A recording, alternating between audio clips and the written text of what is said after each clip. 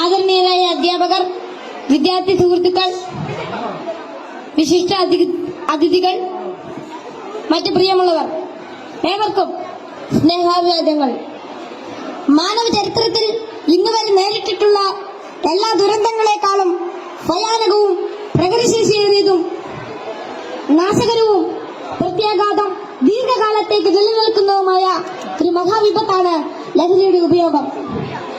ഓരോ കുട്ടിയുടെയും ജീവിതത്തിലേക്ക് ഹരമായും ഉന്മാദമായും ഉച്ചചങ്ങാതിയായും മൃദുവാസത്തോടെ പടികയറി വരുന്ന ലഹരി മരുന്ന് ഏതു വിധേനയായാലും ഒരു പ്രാവശ്യം ഉപയോഗിച്ചാൽ പിന്നെ അതിന്റെ തോഴനും പിന്നീട് സന്തത സഹചാരിയായും അധികം വൈകാതെ അടിമയുമാക്കി മാറ്റുന്ന മാന്ത്രിക ശക്തിയാണ് മയക്കുമരുന്നിനുള്ളത്.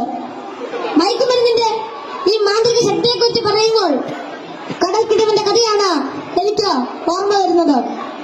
കൂട്ടുകാരെ, നിങ്ങൾ കടൽക്കിടവന്റെ കഥ കേട്ടിട്ടില്ലേ? വെയിലാറുന്ന സായാഹ്നങ്ങളിൽ കടൽ തീരത്തിന്റെ മണൽത്തട്ടിൽ നടക്കാനാവാതെ അവശനായി കിടക്കുന്ന വൃദ്ധനെ കാണാം. കരുത്തരായ യുവാക്കൾ ഒറ്റയ്ക്ക് ആരെങ്കിലും അടുത്തെത്തിയാൽ തന്നെ അല്പദൂരത്തേക്ക് മാറ്റിക്കിടത്താൻ ചെറുപുഞ്ചിരിയോടെ വിനയാന്യനായി അപേക്ഷിക്കും. മനസ്സലിഞ്ഞ് സഹായിക്കാൻ തയ്യാറായാൽ എടുത്തു മാറ്റാൻ കിഴവൻ അനുവദിക്കുകയില്ല. തോളിൽ കയറ്റാൻ നിർബന്ധിക്കും. തോളിൽ കയറിയാൽ കിഴവന്റെ തനി സ്വഭാവം പുറത്തു വരും. തന്നെ വഹിച്ചവൻ കുഴഞ്ഞു വീണ് മരിക്കുന്നത് വരെ തോളിൽ തന്നെ ഇരിക്കും. നന്നേ ഭാരമുള്ള കിഴവനെ ചുമന്ന യുവാവ് മരിച്ചു എന്ന് ബോധ്യമായാൽ ഇറങ്ങി അല്പമകലെ മാറിക്കിടക്കും, അടുത്ത ഇരയെയും കാക്കാൻ. ഇതുപോലെയാണ് ലഹരിയുടെ ഉപയോഗവും. ഒരു പ്രാവശ്യം രുചിച്ചു നോക്കിയാൽ പിന്നെ രക്ഷപ്പെടൽ അസാധ്യം എന്നല്ല, എന്നാലും വലിയ പ്രയാസം തന്നെ. മയക്കുമരുന്ന് ഉപയോഗിച്ചിറങ്ങാൻ പ്രേരകമാകുന്ന ഘടകങ്ങൾ പലർക്കും പലതാണെങ്കിലും പരിണിതഫലം എല്ലാവരിലും ഏതാണ്ട് ഒന്ന് തന്നെയാണെന്ന് പറയാം. ഉപയോഗിച്ച് തുടങ്ങുമ്പോഴുള്ള രസവും കൗതുകവുമെല്ലാം മാനസിക സംഘർഷങ്ങൾക്കും ശാരീരിക പ്രശ്നങ്ങൾക്കും വഴിമാറും. പിന്നീട് ഇതില്ലാതെ ജീവിക്കാൻ കഴിയില്ലെന്ന സ്ഥിതി വരുന്നു. ലഹരിക്കാംശമായ പണം കണ്ടെത്തുന്നത് പ്രയാസമായി തീരും. അപ്പോൾ അതിനായി കുറുക്കുവഴികൾ തേടുന്നു. അങ്ങനെ അധാർമിക ജീവിതത്തിനും കുറ്റകൃത്യങ്ങൾക്കും പ്രേരിപ്പിക്കപ്പെടുകയും കുടുംബത്തിനും സമൂഹത്തിനും നിയമപാലകർക്കും തലവേദനയായി മാറുന്നു.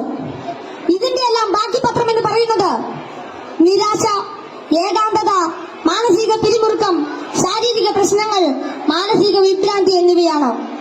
ഈ പ്രശ്നങ്ങൾ ഇവരെ നിഷ്ക്രിയരും നിർജീവനുമാക്കി തീർക്കുന്നു.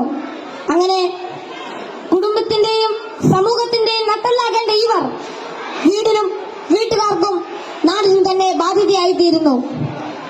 ലഹരി ഒരു മഹാവിപത്താണ്, സമൂഹത്തെ കാർന്നു തിന്നുന്ന മഹാവ്യാധി. ഇത് ബാധിക്കുന്നതാകട്ടെ നാടിന്റെ സമ്പത്തും രാഷ്ട്രത്തിന്റെ അടിത്തറയും നട്ടലുമായ കൗമാരത്തെയും യൗവനത്തെയും. കുപ്പിയിൽ നിന്ന് തുറന്നുവിട്ട ഭൂതം പോലെ നമ്മെ ഒന്നോടെ വിഴുങ്ങുവാൻ വായ്പിളർ നല്ലറിയാർപ്പെടുക്കുന്ന ഈ ദുർഭൂതത്തെ നമുക്ക് ഒറ്റക്കെട്ടായി നേരിടാം. ലഹരി എന്ന മഹാവിപത്തിനെതിരെ സന്ധിയില്ലാ സമരത്തിനായി നമുക്ക് അണിചേരാം. മയക്കുമരുന്നിന്റെ ഉപയോഗത്തിനും വിതരണത്തിനും വ്യാപനത്തിനുമെതിരെ കൈയോട് കൈകോർത്ത് നമ്മെ തന്നെ കാത്തും കൂട്ടുകാരുടെ കാവലാളായും ലഹരിക്കടിമപ്പെട്ടു പോയവരെ ചേർത്ത് പിടിച്ചും ലഹരി വിമുക്ത നാളേക്കായി ഐക്യദാർഢ്യത്തിന്റെ ഉരുക്കുകോട്ട തീർത്ത് മുന്നേറാം.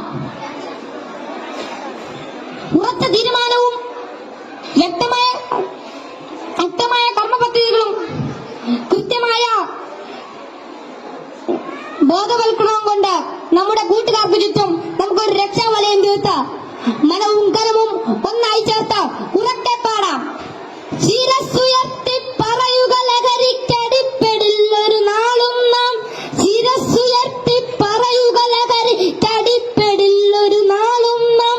വരം കണക്കെ കിട്ടിയ ജീവിതം എറിഞ്ഞുടയ്ക്കുകയില്ല നാം. വരം കണക്കെ കിട്ടിയ ജീവിതം എറിഞ്ഞുടയ്ക്കുകയില്ല നാം. ശിരസ്സുയർത്തി ശിരസ്സുയർത്തി